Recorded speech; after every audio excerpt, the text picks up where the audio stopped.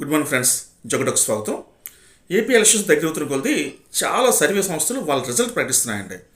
ఈ క్రమంలో మనం గమనించినట్లయితే జనసేన పోటీ చేస్తున్న 2 ఎంపీ స్థానాలు, ఒకటి కాకినాడ, 2 మచిలీపట్నం, ఈ 2 స్థానాలు కూడా జనసేన గెలవబోతుందని వాళ్ళు ప్రకటించారు. అయితే ఈ సర్వేని మనం పక్కన పెడితే నేను పర్సనల్గా కొంత గ్రౌండ్ రియాలిటీ తెలుసుకుందామని మనకు తెలిసిన వాళ్ళతో మాట్లాడడం జరిగింది.